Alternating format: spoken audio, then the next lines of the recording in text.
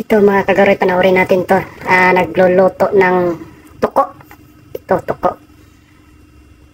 Makain pala tong tuko. Ito ay sa bansang Thailand to mga kagaroy. Yan.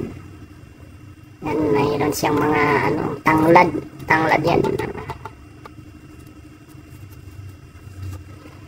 Yan, sibuyas. Ang dami itong tuko sa amin. Sa probinsya namin. Grabe. Kung alam ko palang makakain to, niluluto ko na itong tuko sa amin.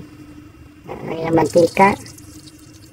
Tapos, yan nilalagay niya. Parang, yan. Nilalagay niya yung mga ricado.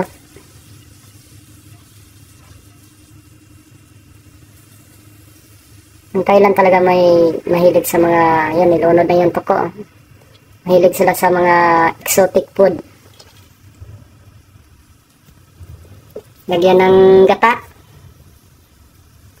Parang gatas. Gatas ata yun. Yung tubig.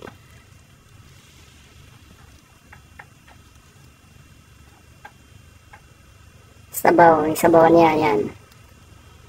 Ano kayong lasa nitong tuko na to? Ayan. Luto-luto na. Malupit talaga to si Uncle. Magluto yan. Yan. Sarapan mo pagluto, Col. Kakain tayo, Col. Lagyan ng gulay.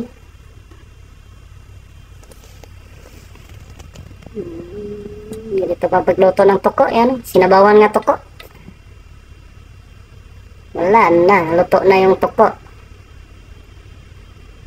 Pwede nang kainin to mga kagore. Tingnan mo. Parang daing lang eh. Daing subak sa gulay yan. Lagyan ng sauce. Manghang yan, manghang. Yung kinain na. Kinain na ni Uncle yan. Sarap na sarap si Uncle. Yan. Tulong laway natin ito. Yan.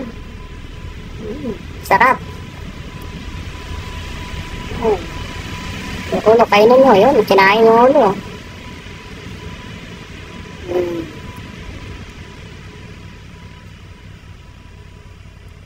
Sarap ng tuko.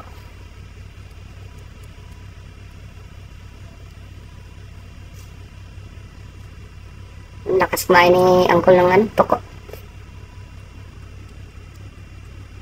Lahat sa Thailand kasi kinakain nila yan. Mga exotic food. Yan. Ang maliit na buhaya lang.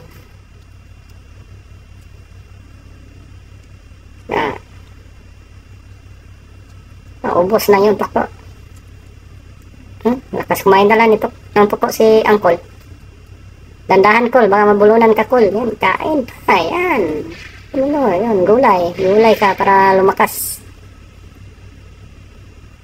Yan. Subukan nga pag-uwi. Masubukan nga pagluto nitong